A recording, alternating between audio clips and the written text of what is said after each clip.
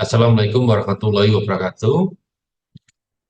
Alhamdulillah kita bisa lakukan rekaman untuk kuliah elektronika analog ya. Jadi materi ini bersumber dari buku Analog Function Circuit ya, atau rangkaian fungsi analog ya, fundamental prinsip desain dan aplikasi. Jadi fundamental prinsip desain dan aplikasi ya. Kemudian untuk bab satunya ini adalah berkaitan dengan komponen dari rangkaian ya, fungsi elektronik tadi ya, fungsi analog tadi. Jadi eh, rangkaian fungsi analog ya seperti multiplier ya, pengali, kemudian divider ya, pembagi ataupun gabungan ya. Artinya multiplier juga sekaligus sebagai ya, multiplier cum divider ya. Juga fungsi yang lain seperti akar kuadrat ya, ataupun rangkaian magnitude vektor ya. Jadi semua fungsi-fungsi maaf semua rangkaian-rangkaian fungsi analog ini ya, didesain ya, didesain dengan komponen-komponen berikut ya. Jadi komponen-komponen pembangunnya diantaranya adalah transistor, kemudian transistor efek Medan ya, atau kita sering menyebutnya FET ya, juga oleh switch, oleh multiplexer dan juga oleh op-amp. Nah, sehingga seringnya kuliah elektronika analog itu ya bertumbuhnya ada komponen transistor dan kapasitor, sederhananya seperti itu. Nah, transistor sendiri ini eh, ditemukan eh, atau dibuat ya dikembangkan di tahun 1948. Nah, kemudian eh, akhirnya ya sejak saat itulah kemudian elektronika ini ya, mengubah mengubah jalan besar ya. Jadi setelah adanya transistor inilah kemudian eh, menjadi berkontribusi besar pada peradaban manusia. Begitu juga sekarang-sekarang ini setelah yang di tahap awal ada FET ya, field effect transistor ya, maka di akhir-akhir kemudian perkembangan selanjutnya ada metal oxide semikonduktor field effect transistor atau dikenal dengan MOSFET. Di mana MOSFET ini digunakan jadi merupakan perangkat elektronika yang digunakan secara luas.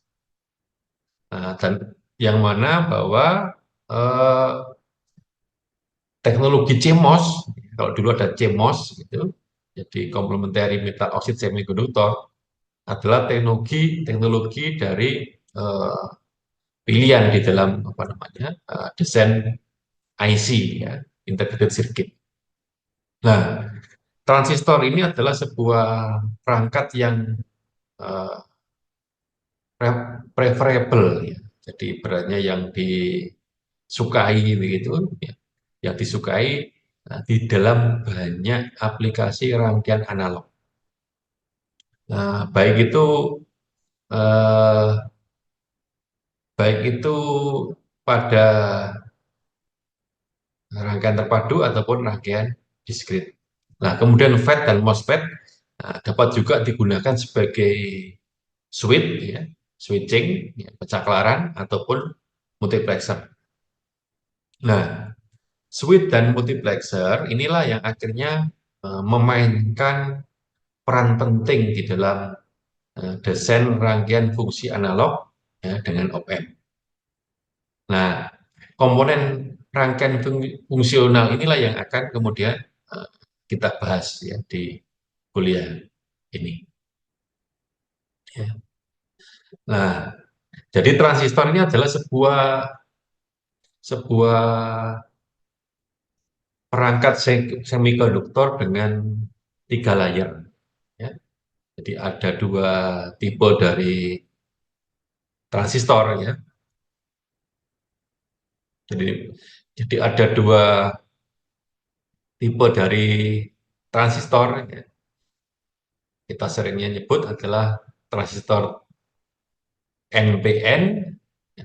Jadi memang bentuknya ini seperti itu yang sebelah kiri ini ya.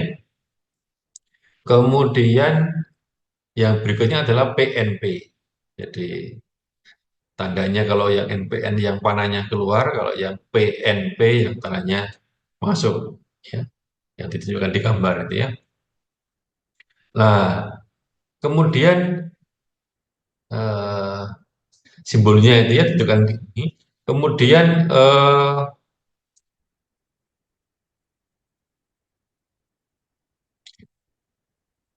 sebuah apa namanya junction PN ya, mempunyai dua mode operasi, artinya ada operasi forward bias dan reverse bias. Nah, transistor dengan dua PN junction, jadi PN yang junction ini akan mempunyai eh, eh, akan mempunyai empat mode kemungkinan operasi, ya, bergantung kepada kondisi bias dari masing-masing junction PN-nya. Nah, prinsip basic dari transistor adalah bahwa tegangan antara dua terminal, ya, tegangan antara dua terminal itu mengendalikan arus yang lewat ya, yang lewat ke terminal ketiga. Jadi ini ada C, ada B, ada E ya, terminal ketiga. Nah, kemudian arus di dalam transistor ya, adalah diakibatkan oleh aliran dari keduanya, elektron dan hole, sehingga itu disebut dengan bipolar transistor. Nah, kemudian kita bisa lihat di persamaan satu-satu di PPT ini ya, bahwa di sebuah transistor, ya, di sebuah transmitter, maka arus emiter yang terminal yang bawah ya, yang tiga, jadi arus emiter itu akan merupakan penjumlahan penjumlahan daripada arus basis ya, IB dan arus kolektor. Jadi merujuk pada gambar yang ada di terminalnya adalah C, B, dan E, maka kelasiman yang digunakan untuk menyatakan arus emiter, arus basis, arus kolektor masing-masing. Kalau emiter ya IE, kalau arus basis ya IB, kalau arus kolektor IC. Nah, transistor adalah digunakan ya untuk keduanya ya pada penguatan arus ataupun penguatan tegangan. Nah, sehingga bisa kita lihat di persamaan satu dua itu ya bahwa arus basis adalah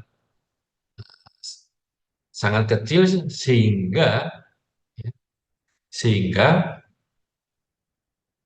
sehingga arus kolektor itu sama dengan alfa IE. Jadi besaran di arus kolektornya itu ya bergantung eh, ya, artinya arus yang dari C itu ya seringnya eh, dinyatakan dengan sekian kalinya IE gitu ya, sekalian kalian. Nah, dengan kata lain bahwa alfa ini kalau di persamaan satu dua itu ya otomatis berarti eh, IC dibagi IE.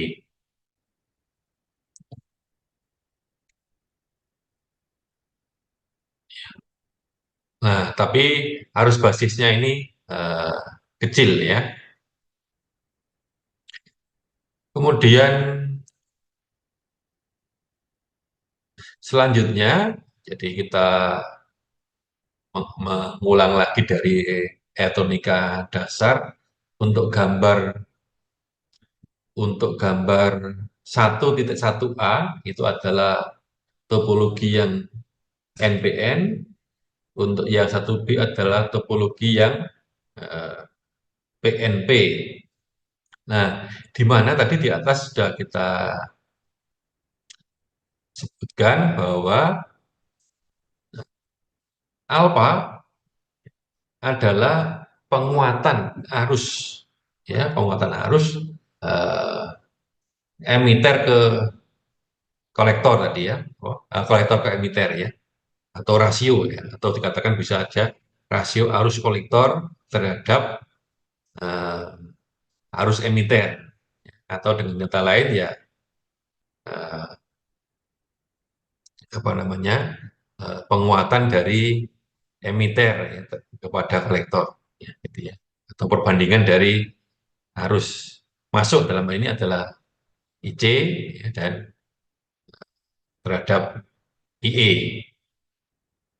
Nah, normalnya normalnya ya, normalnya karena IB ini kecil, maka eh, alfa ini normalnya akan mendekati satu, artinya berkisar dari, ya, kalau di referensi buku ini adalah berkisar dari 0,96 sampai 0,995. Nah, arus kolektor ini, ya, arus kolektor ini hampir hampir sama kan, berarti hampir sama dengan arus emiter ya. Jadi arus kolektor sama dengan arus emiter. Ya, karenanya arus kolektor sama dengan arus emiter. Nah, jadi kita lihat di persamaan 1,3, kalau tadi ya dinyatakan dengan bentuk alfa untuk menyatakan rasio IC dan IE, maka dalam konteks ini ketika kita mau menyatakan rasio IB dan IE, maka kita menggunakan variabel beta ya. Jadi kalau menggunakan variabel beta, maaf kalau dari IC ke IB tadi ya, ya. Perbandingan IC IB ya, ini pakai beta, maka eh, IC ya, IC itu sama dengan beta IB ya. Jadi beta kali IB sama dengan IC. Nah, karenanya di persamaan 1,3 maka beta sama dengan ya IC ya. Jadi yang IB-nya yang sebelah kanan itu pindah ke sebelah kiri ya, sehingga akhirnya IC per IB ya sama dengan beta. Di mana beta ini adalah gain arus kolektor ya, atau rasio arus kolektor kepada arus basis. Nah, secara tipikal eh, di atasnya persamaan 1,4 itu dinyatakan bahwa nilai beta itu dalam range 25 sampai 300 ya. Nah, kemudian kalau kita menghubungkan ya, hubungan antara alfa dan beta ya, dalam konteks ini ya, maka dari persamaan persamaan sebelumnya kita bisa menghubungkan ya. Jadi kita bisa memasukkan ya, katakanlah persamaan 1,3 ya, persamaan 1,3 itu ke persamaan sebelumnya ya, ke persamaan 1,2 ya.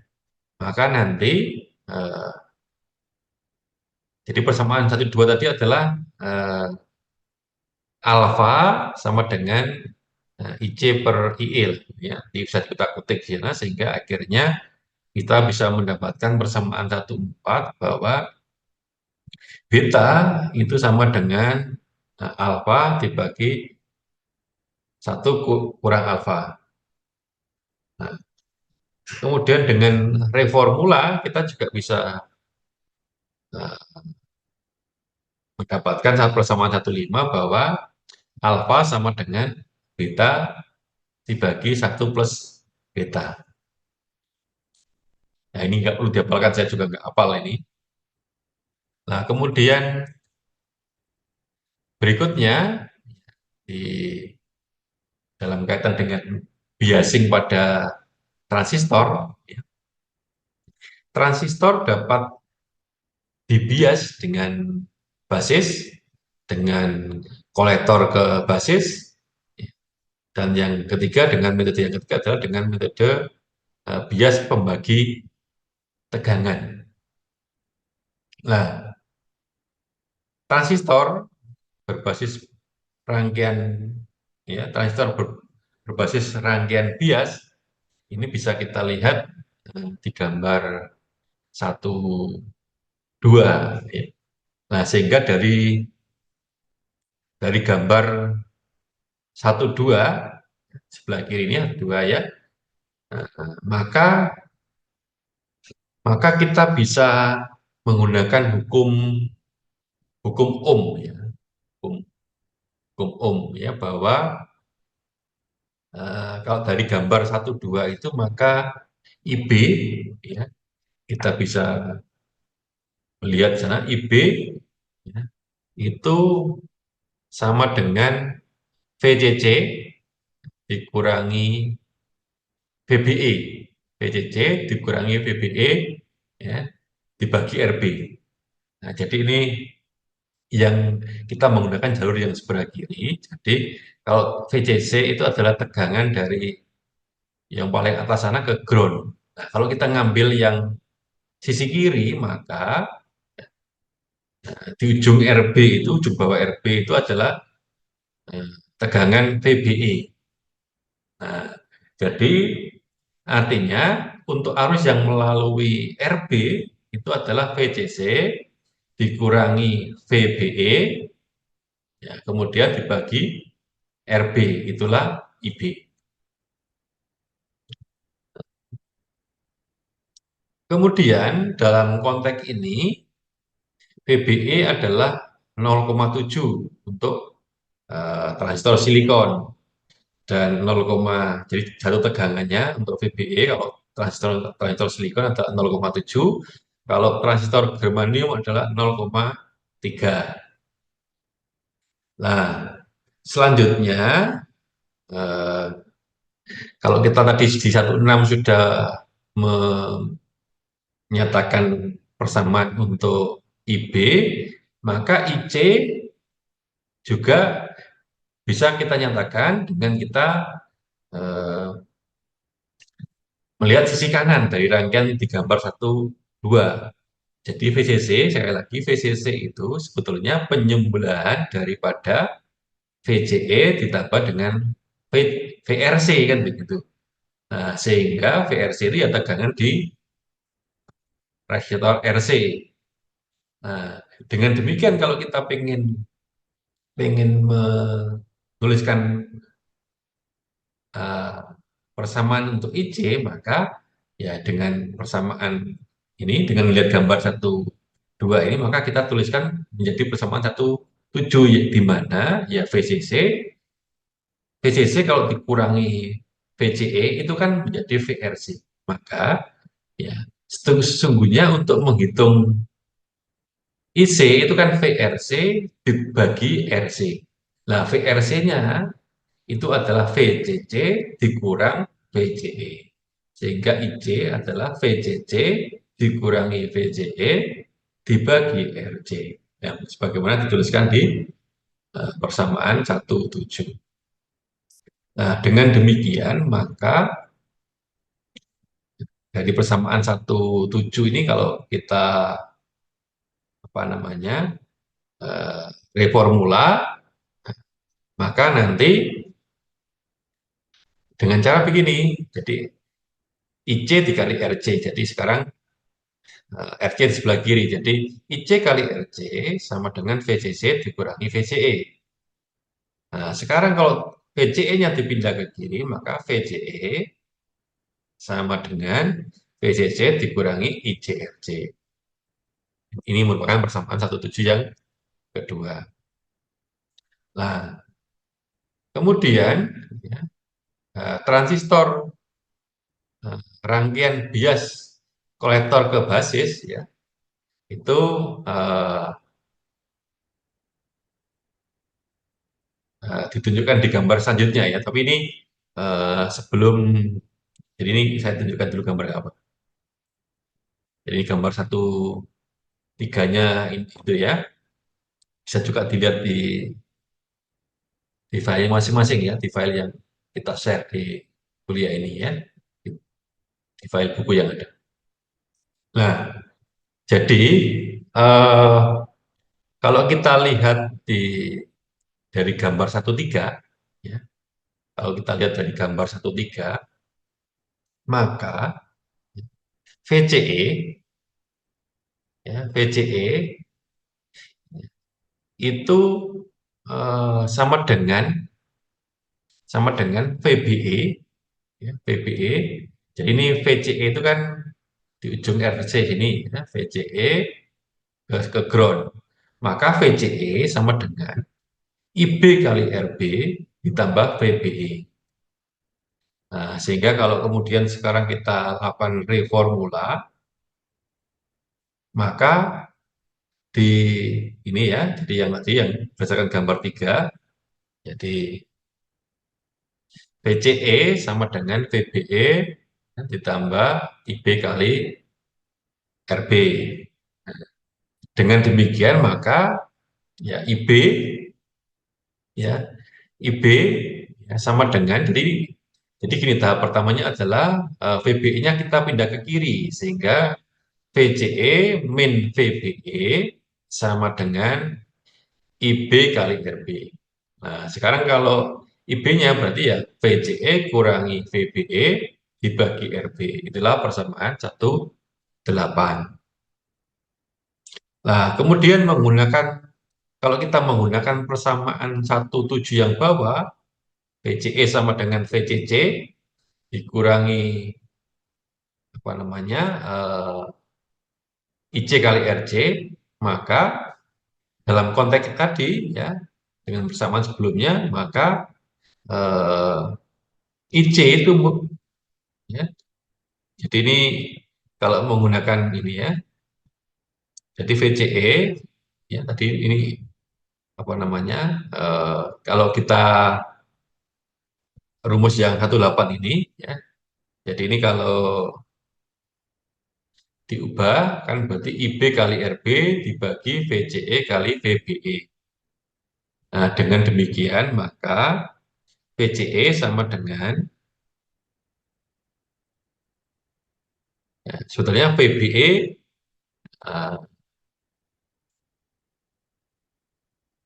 jadi kalau apa namanya VBE ditambah IB kali RB. Nah, sehingga kemudian berikutnya kalau eh, dikutak-kutik dan seterusnya maka nanti eh, dari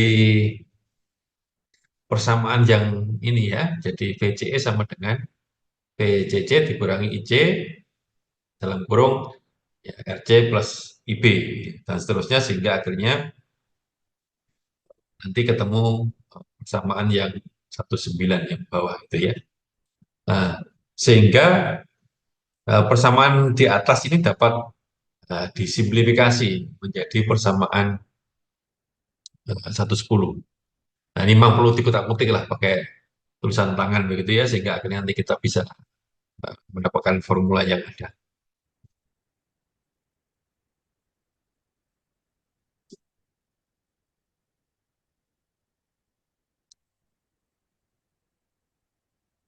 Selanjutnya, ini tadi yang persamaan gambar 1,3 ya, gambar 1,3, gambar 1,4 ya.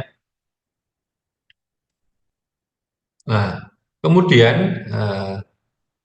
kalau kita misalnya sekarang pindah eh, melihat gambar 1,4 ya, maka dari gambar 1,4 itu nanti silakan bisa dilihat di persamaan 1,11, 1,12, 1,13 ya, bahwa eh,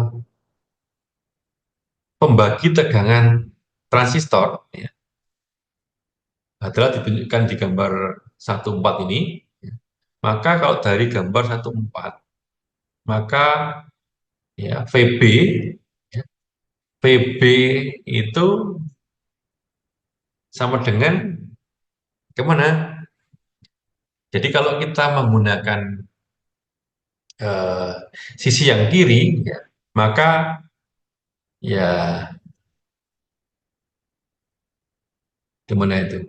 Ya, jadi sesungguhnya kalau VB itu kan eh,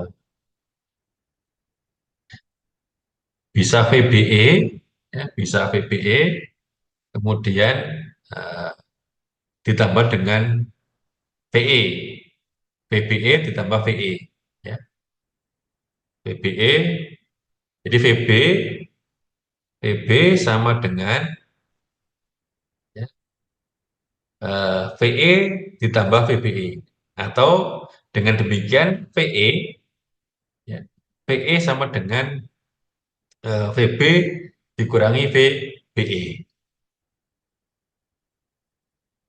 Nah, coba kita lihat ya, kita lihat pelan-pelan ya. Jadi kalau dari apa namanya VB ini kalau kita menggunakan rangkaian yang sebelah kiri, ini untuk mendapatkan persamaan 1,11 itu berarti eh, VB gimana itu? VB, nah, jalur yang kiri ada R2 gitu ya. Jadi apa namanya? Nah, jadi kalau kalau kita menggunakan hukum ya, PB dibagi R2, itu artinya kan I2. Ya, VB dibagi R2 dalam gambar ini artinya ya I2. Nah, kemudian I2 sendiri itu terus besarnya seberapa terhadap apa namanya? Terhadap I, I total. Nah, jadi kalau kita menggunakan ini paling mudahnya adalah kita menggunakan apa namanya? eh, Hukum bagian tegangan. Jadi kalau kita menggunakan yang jalur kiri R1 R2, maka ya, maka eh,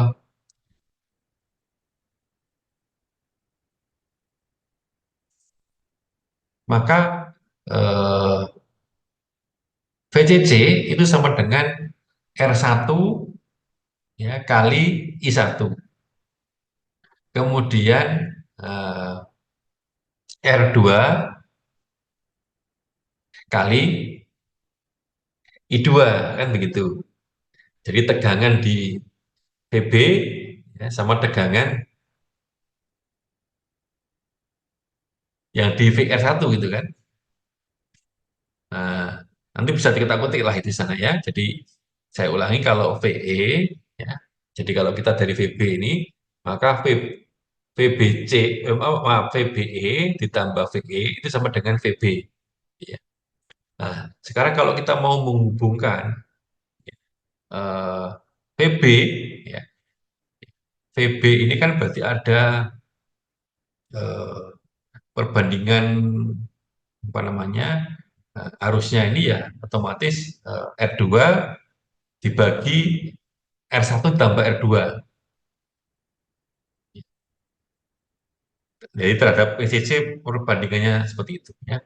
Jadi ini sebetulnya bisa nanti dengan apa namanya 1,11 itu nanti VCC itu sama dengan apa namanya eh, ada yang sebelah kiri ya, yang R1 R2 itu. Nah, kemudian akhirnya kalau IE yang 1,13 IE sama dengan VE dibagi RE. Nah, Kemudian VE ini menggunakan yang rumus 1/12, ya, maka eh, akhirnya I sama dengan VB dikurangi VBE dibagi RE.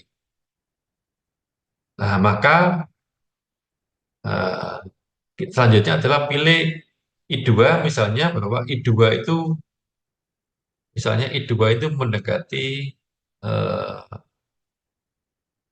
anggap aja I2 mendekati IC bagi 10. Nah, maka nanti VC, jadi ini kalau VC, kita lihat gambar itu ya, VC sama dengan VCC dikurangi ICRC. Jadi VC sama dengan VCC dikurangi ICRC, jadi tegangan yang di atasnya. Nah, kemudian VCE sama dengan VC dikurangi VE. Sehingga nanti arus kolektor adalah bisa didekati, ya, bisa didekati dengan arus emiter, atau dengan kata lain ya VCE ini akan mendekati VC samaan yang 15 nih ya, 1/15. VCC dikurangi IC dalam kurung RC kali RE. Nah, kemudian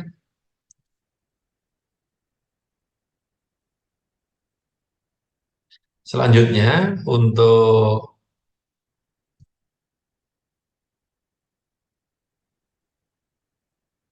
1/3 terkait dengan switching transistor, ya kita bisa lihat gambar 1/5 menunjukkan switching shunt transistor yang sederhana.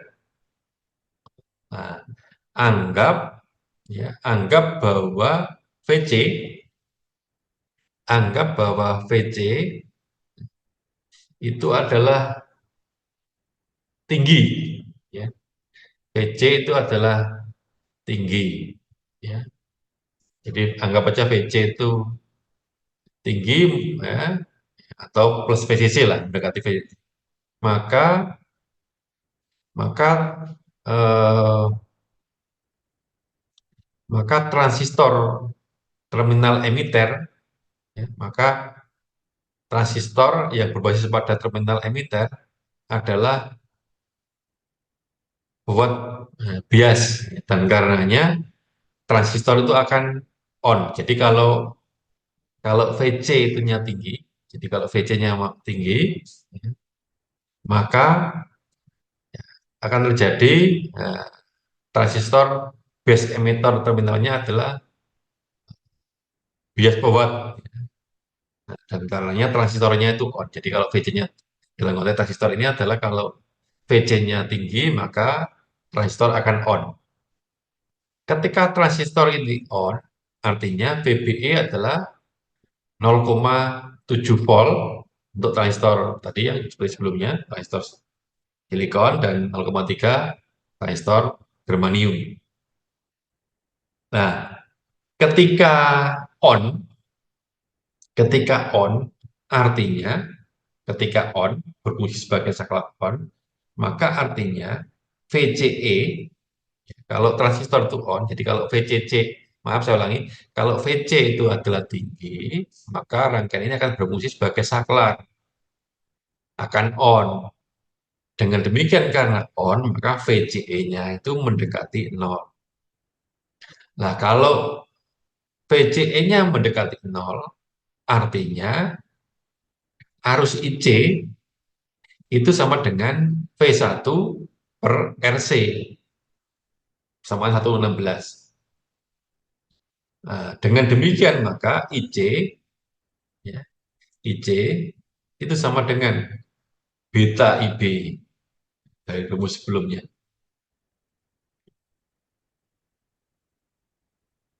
Nah, dengan demikian kalau VCE-nya ini adalah mendekati 0, maka VO-nya sini juga mendekati 0, ya, mendekati 0 volt. Nah, sekarang seumpama kita ganti skenario bahwa VC adalah rendah, maka transistor ini akan terminal emitter base adalah reverse bias. Reverse bias artinya transistor ini off. Transistor ini off. Kalau transistor itu off, kalau transistor itu adalah off, maka artinya VCE, ya, VCE itu akan mendekati V1. Karena catu utamanya kan di dalam gambar ini V1 ya. Tadi kita menggunakan tem VCC, tapi dalam gambar ini adalah V1. Nah, kalau kalau transistornya itu off, artinya IC nol, nggak mengalir. Nah, dengan demikian maka V0 dikurangi VCE sama dengan V1. Jadi ini kan kalau V1 itu adalah eh, apa namanya V0-nya itu. Jadi V0 dikurangi VCE sama dengan V1. Nah, selanjutnya itu bisa dipahami bahwa ketika input VC adalah tinggi, maka jadi ini akhirnya kita bisa bisa memahami bahwa ketika transistor itu adalah on, maka supaya bisa on itu adalah VC-nya tinggi. Kalau VC-nya itu adalah tinggi, transistornya itu adalah on, maka keluaran tegangannya di VO itu akan zero. Sebaliknya, ketika tegangan input VC adalah rendah, maka output daripada tegangan outputnya itu akan sama dengan tegangan input. Nah, kemudian eh, dari gambar 16 menunjukkan bahwa transistor ini di seri, ya, di seri terhadap switching. Maka anggap dari gambar 16 ini ketika inputnya VC adalah tinggi, kalau VC adalah tinggi, maka arus maaf, ketika VC ini tinggi, maka transistor itu akan on, ya, akan on. Nah, ketika transistor itu on, artinya VE itu mendekati V1. Jadi kalau dari gambar ini jadi ibaratnya kalau on ya sudah dia jadi saklar, jadi seperti garis jadi on. Maka VE sama dengan mendekati dengan V1. Dengan kata lain, maka sama juga karena dia on maka V1 ya dekat dengan VE sama juga dengan VO kalau gambar ini. Nah, selanjutnya anggap kalau VC-nya adalah rendah. Kalau VC-nya rendah, maka transistor itu meng-cut off, tidak menghubungkan, tapi dia off. Ya, ini yang disebut dengan reverse bias. Maka kalau off, terjemahnya IB itu sama dengan nol. IB sama dengan nol. Kalau IB sama dengan nol, maka VE ya karena itu off, maka ya VE tidak sama dengan V1. Tapi P, PE atau VO itu akan sama dengan nol ya. Karena ya terpotong, jadi tidak dapat tegangan dari V1.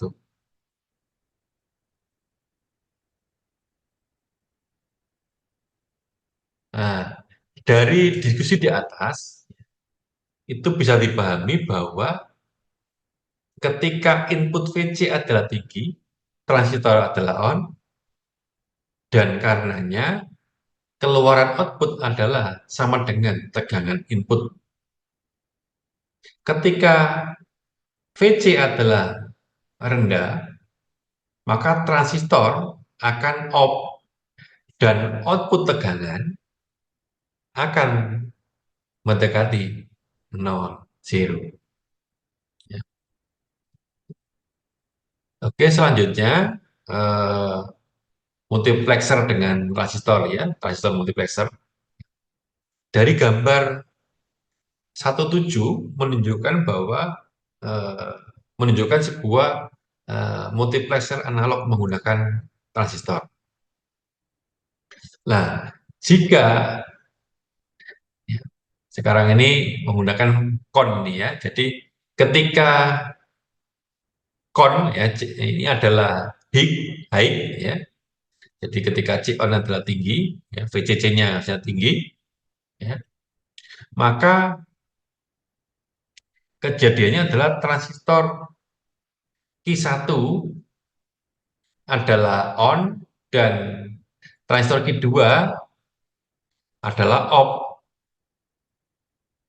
dan V1 akan jadi kalau Q1 ini adalah on ya otomatis Vn-nya ini akan akan sama dengan V1. Nah, jika sebaliknya kendali inputnya C on-nya ini adalah rendah, maka yang akan on sebaliknya Q1-nya akan off dan Q2-nya akan on. Kalau Q2-nya ini adalah on, maka otomatis kalau ini on, maka otomatis Vn-nya itu akan sama dengan V2. Nah, sehingga nanti operasinya ini sebagaimana ditunjukkan pada tabel 1. Jadi ini eh, akan memilih tegangannya V1 atau V2 jika rangkaiannya seperti ini. Ini multiplexer. Jadi konsep multiplexer ini seperti ini ya. Jadi mau V1 atau V2 rangkaian di dalamnya seperti itu. Tapi begitu kita sudah pakai multiplexer ya sudah kita nggak lagi membahas rangkaian transistor ini. Tapi secara under mass-nya itu seperti ini rangkaian.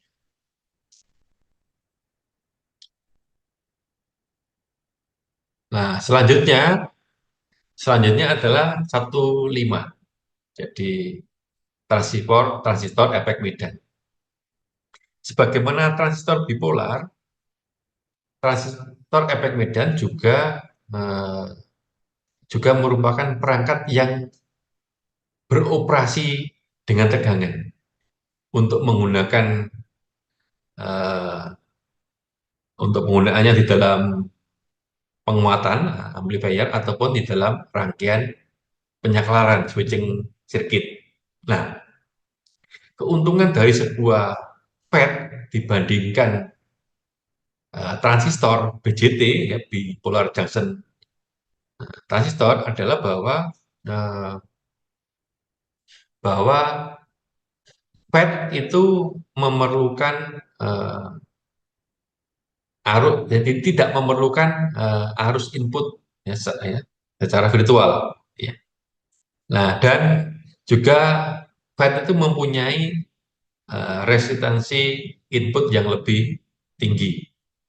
Nah, sehingga nanti ada dua tipe FET, ya. Jadi ada junction FET, ini bisa dilihat di halaman 8 di buku ya.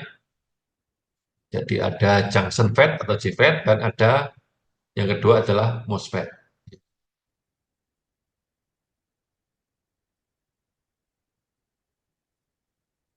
Nah, jadi simbol-simbolnya itu ya ditunjukkan di gambar 18A itu simbol daripada JFET gitu. Kemudian gambar 18B simbol dari uh, JFET tapi yang P kanal.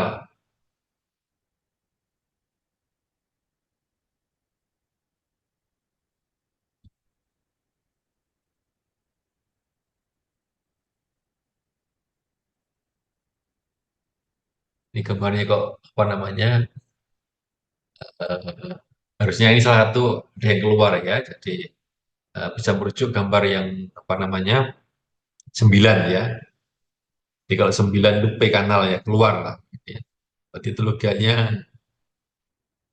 eh, ya, di gambarnya yang merujuk 19 ya. Jadi yang tipe N yang masuk, kalau yang P yang keluar. Jadi di salah satu ada yang masuk, berarti yang masuk adalah yang P ya, yang di G-nya sana, yang di gambar 18A.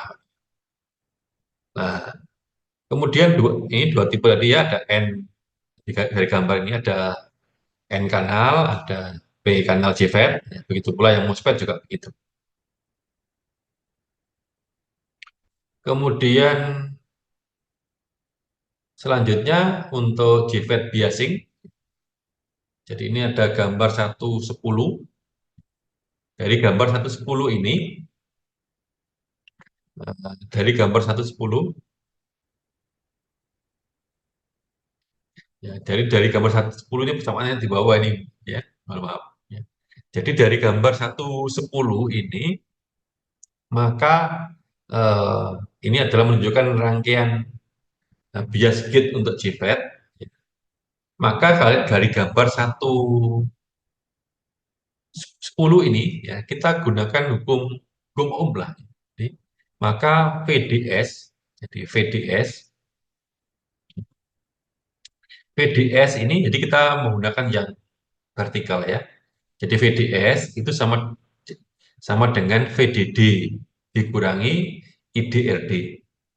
Jadi VDD itu sama dengan VDS plus VRD kan begitu istilahnya. Jadi tegangan di antara terminal D sama S ditambah dengan tegangan di resistor RD. Nah, sehingga akhirnya ya VDD itu sama dengan VDS ditambah dengan ID kali RD.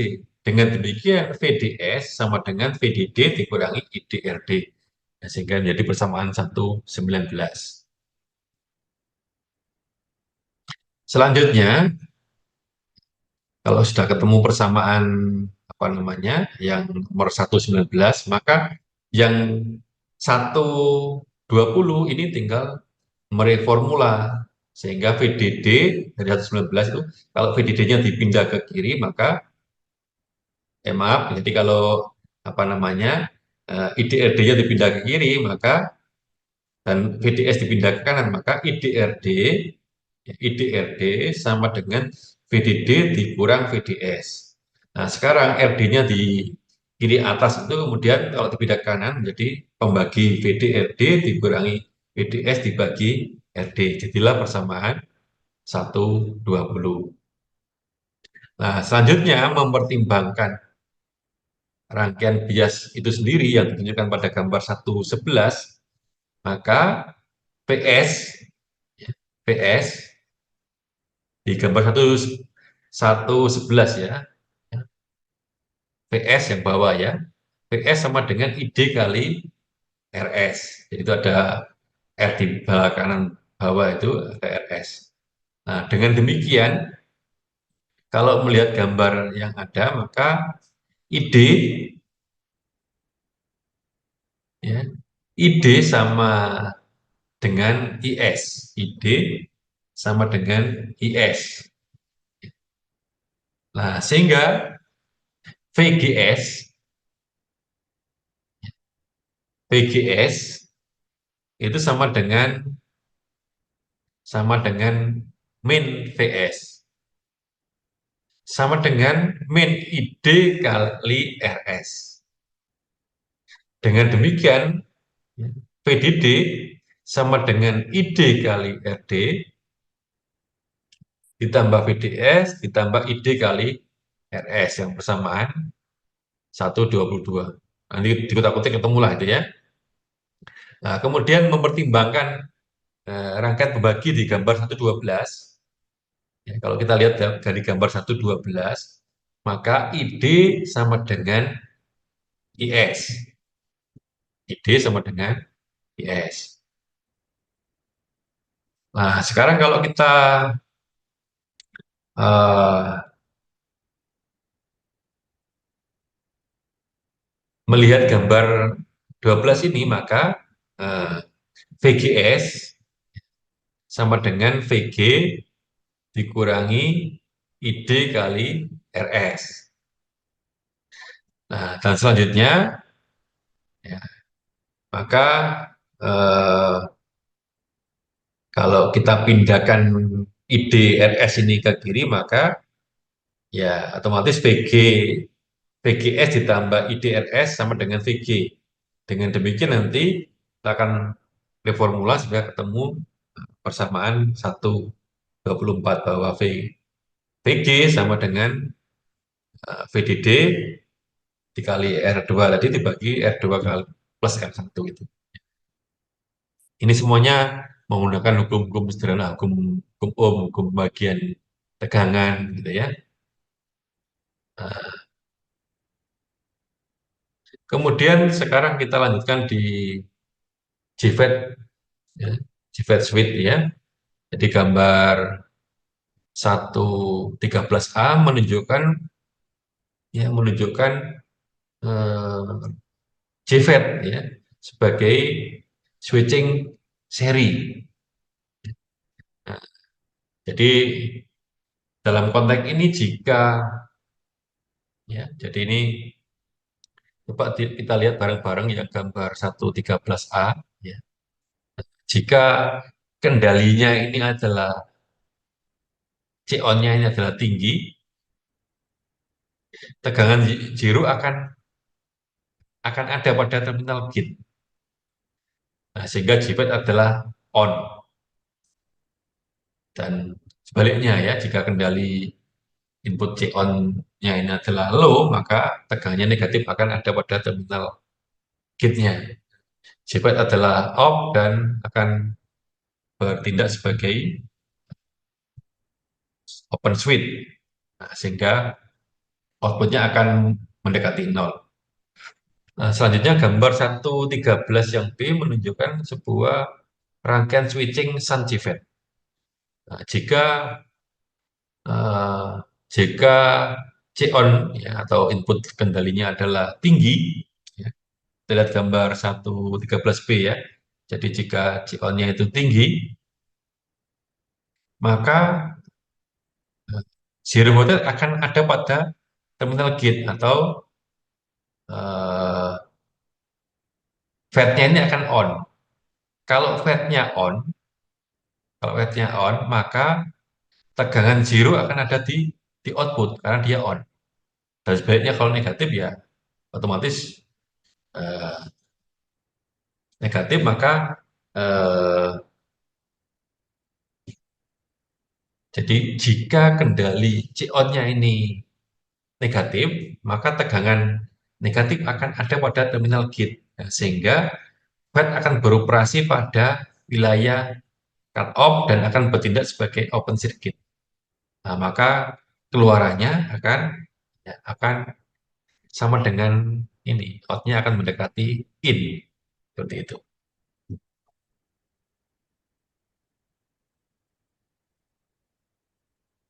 Selanjutnya, eh, JPEG multiplexer. Jadi kalau kita melihat gambar 114 menunjukkan bahwa ini adalah rangkaian multiplexer menggunakan FET. Jika kendali input C-on-nya adalah high, ya tinggi, maka FET key 1, key 1 itu akan on dan key 2 akan off. Sehingga V1 akan tampil pada Vn. Jika tegangan input kendalinya Ci-on adalah rendah, sama dengan WinJJ, maka FET Q1 adalah off dan Q2 adalah on. Dan karenanya V2 akan muncul di Vn. Nah, operasinya ditunjukkan di tabel 2. Selanjutnya adalah MOSFET biasing. Nah, sehingga kalau kita melihat gambar 115, ya, kita lihat gambar 115,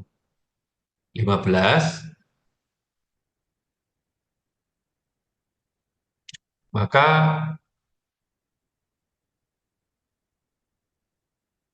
Maka jadi kita lihat gambar 5 apa namanya gambar 115. Maka dari gambar ini VG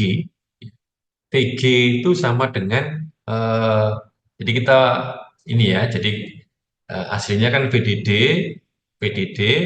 itu sama dengan eh, I kan I yang lewat di R1 kali dengan I yang lewat di R2. Nah, kalau kalau kita asumsikan sekarang apa namanya fat-nya ini tidak ini ya di- apa namanya dia off begitu maka otomatis kan berarti I-nya di R1 sama R2 itu sama. Nah, sehingga tegangan di G2 itu adalah perbandingan ya. Jadi R2 dibagi R1 plus R2 dikali apa VDD gitu ya. Artinya eh, mendapatkan hanya R2 dibagi R1 plus R2 dikalikan VDD. Persamaan yang 125 ya. Nah, dengan demikian maka eh, kalau kita menggunakan pendekatan yang ada maka VDS sama dengan VDD dikurangi ID kali RD. Ini yang sisi kanan. Nah, kemudian mempertimbangkan bahwa rangkaian bias Grand Ukit ditunjukkan di gambar 116, maka dalam gambar untuk gambar 116 ini maka VGS sama dengan VDS. Dengan demikian VGS sama dengan VDD dikurangi ID RD.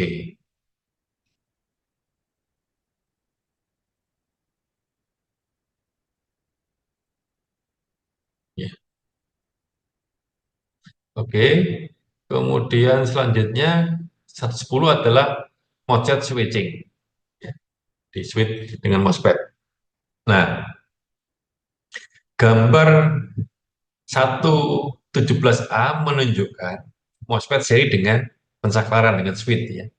Nah, kalau kita lihat gambar ini, maka jika input kendalinya adalah tinggi, ya, CO-nya tinggi, ya, maka rangkaian kanal ini menjadi begitu rendah dan mengizinkan maksimum arus drain ya, untuk mengalir. Ya.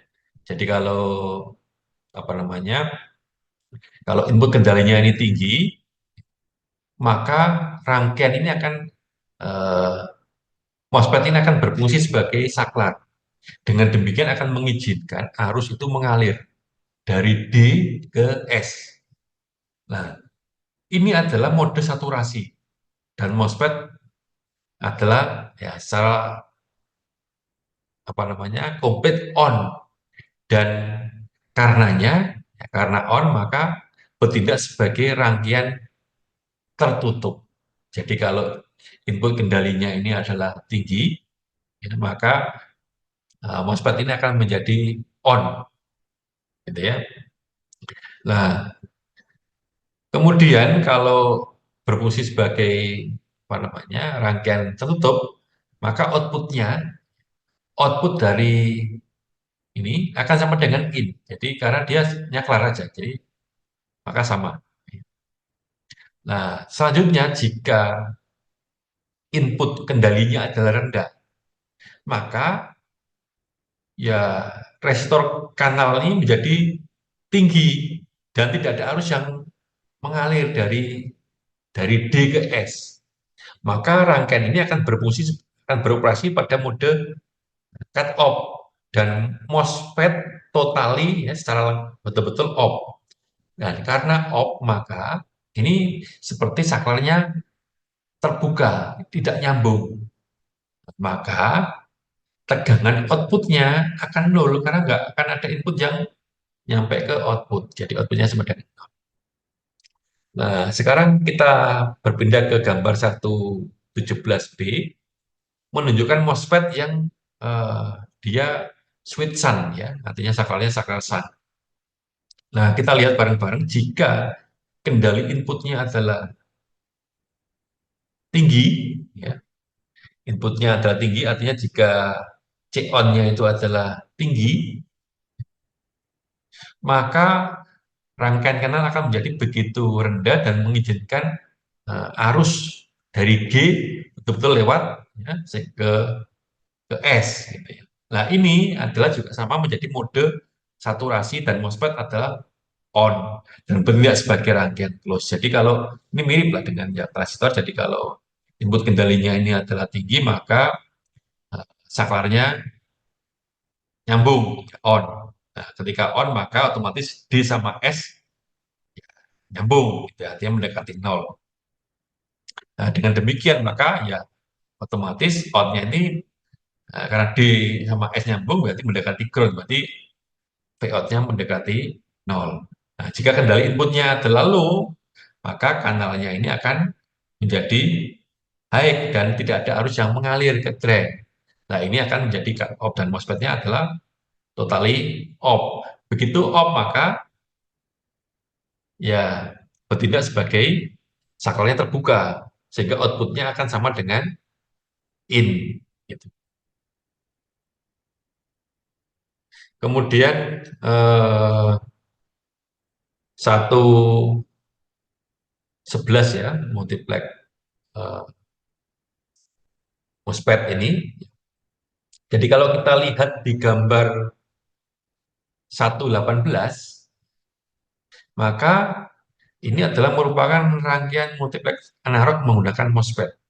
Nah, jika input kendali CO-nya ini adalah tinggi, maka MOSFET yang Q1 adalah on, MOSFET yang bawah, yang kedua adalah off. Nah, sehingga V1 ini akan pada Vn. Jika kendali inputnya adalah rendah, min VCC, maka MOSFET Q1 adalah off dan Q2 adalah on, dan V2 akan seperti Vn. Nah, sehingga operasinya ini ditunjukkan di gambar di tabel 3. Nah, sekarang yang ini melanjut ke 112 ini ya, rangkaian terpadu switch analog. Ya. Kita bisa lihat gambar apa namanya 119. Jadi simbol dari sebuah rangkaian analog ini ditunjukkan di gambar 119. Nah, di sana di gambar 119 itu memiliki 3 terminal. Ya.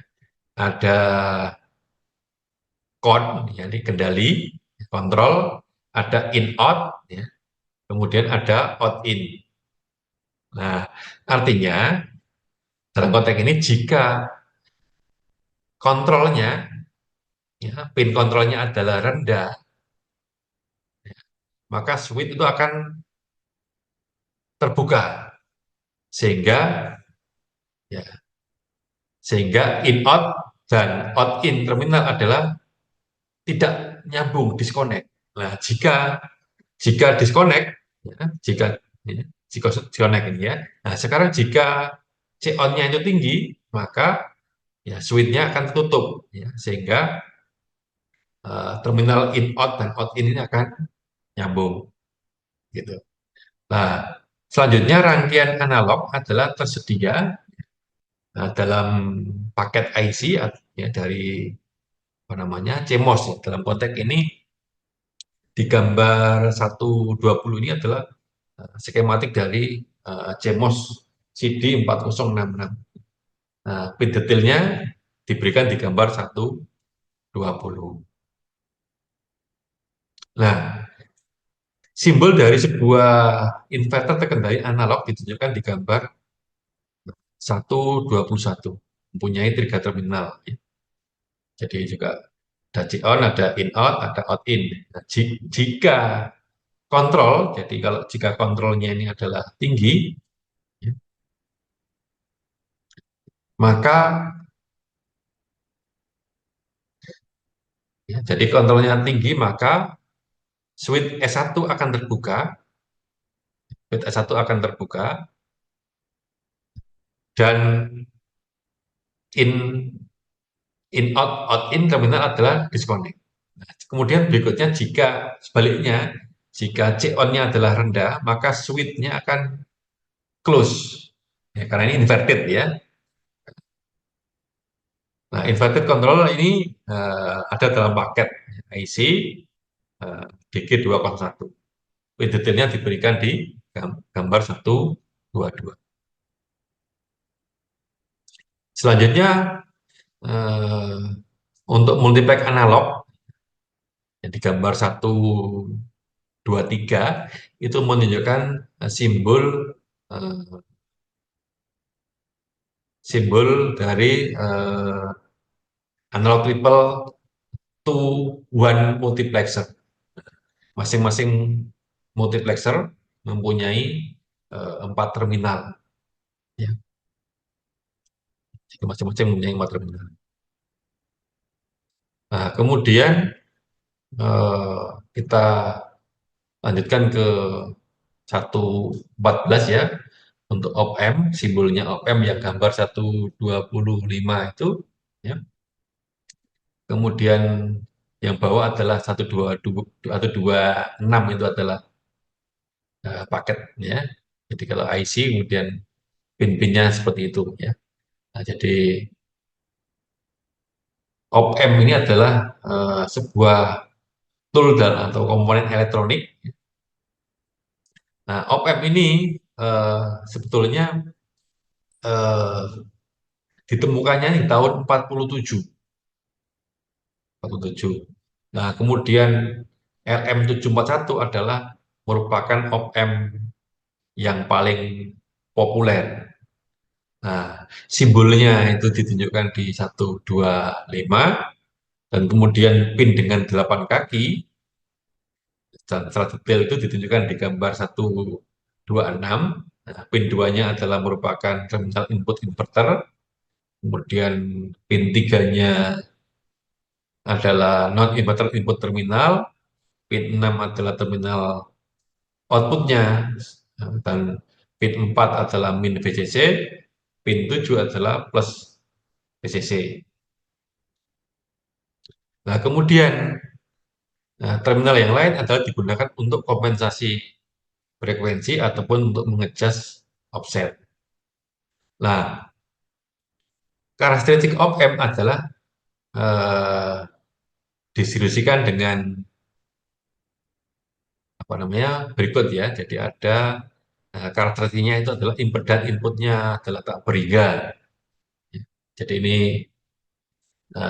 jadi kalau kita lihat di gambar 125 ini, maka kalau kita bicara karakteristik dari op-amp itu adalah infinite input impedan, artinya impedansi inputnya itu tak beriga, ya, maka artinya bahwa arus sinyal yang melalui terminal non-inverting dan arus sinyal yang melalui terminal inverter ya, adalah zero.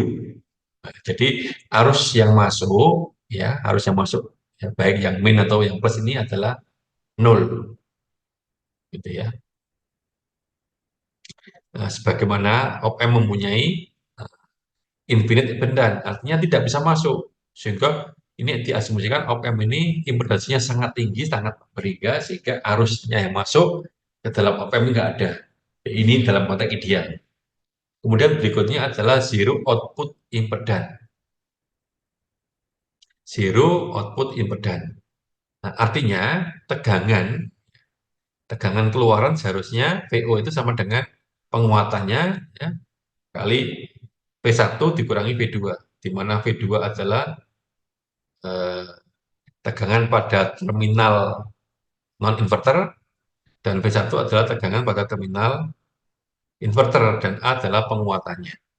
Nah, ini seharusnya independen ya, seharusnya independen apa namanya harus ditarik dari terminal kepada impedan. Karenanya, karenanya eh, op-amp ini mempunyai impedan output yang nol. Ya. Kemudian ada karakteristik yang lain adalah zero common mode gain atau infinite common mode ejected. Nah, dalam terminologi ini maka eh, keluaran op-amp itu hanya akan merupakan ini apa namanya perbedaan V2 dan V1 dan akan mengakibatkan eh, mengabaikan eh, sinyal bersama di keduanya. Nah, sehingga V1 sama dengan V2. Ya. Jadi karena nggak ada arus yang masuk dan sebagainya, maka ya juga nggak ada perbedaan tegangan, maka V1 sama dengan V2. Ini idealnya begitu. Nah, sehingga seringnya saya meringkasnya ya sudah tegangan di antara dua terminal itu adalah di terminal input adalah nol dan arus yang masuk sama dengan nol. Ini pendekatan sederhananya dalam bahasa pendeknya seperti itu. Nah, eh, selanjutnya adalah PR. Jadi PR-nya ini meskipun ini ada ini ya, ada contohnya ya. Apakah nanti ini tolong untuk dikerjakan soal-soal yang ada di sini ya. Oke, jadi untuk kuliah dari bab satu ini untuk elektronika analog ini kita materinya ini kita cukupkan. Kita akhiri. Assalamualaikum warahmatullahi wabarakatuh.